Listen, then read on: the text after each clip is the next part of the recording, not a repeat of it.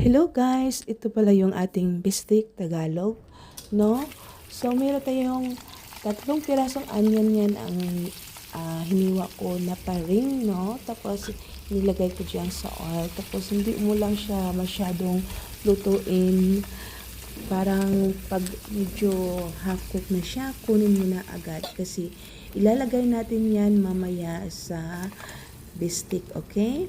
So hayan, kunin mo na at yan ang ating bistik. So actually binabad ko pala yan bago ko pala yan pinrito, okay?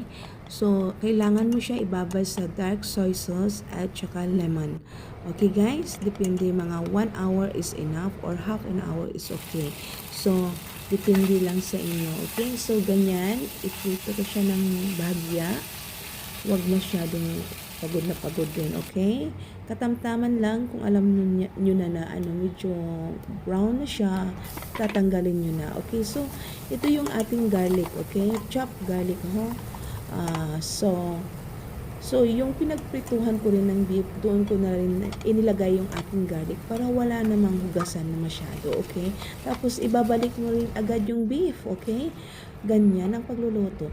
So, lagyan mo lang siya ng 1 cup na water. Tapos, meron kayong beef cubes, pwede yan. Kung ano ang pamalasa sa inyo, pwede nyong ilagay, okay? Kung meron kayong beef stock, pwede din. So, depende sa inyo. Okay guys, kung ano ang available nyo dyan sa inyong bahay. Okay?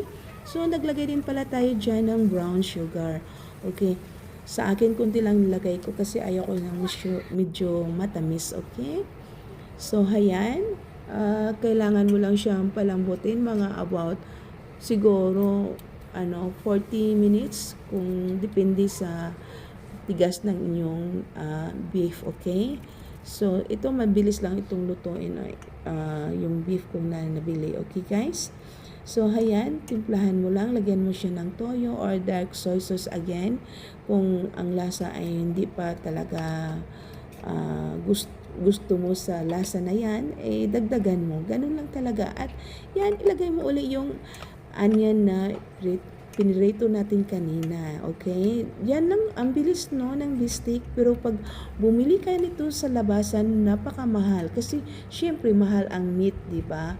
So hayan guys, simpleng luto ng Pilipino. Yan, tularan nyo ito. Malay mo doon sa mga content creator na hindi pa masyadong marunong magluto. Ayan, ito makakatulong to sa inyo. Okay guys, maraming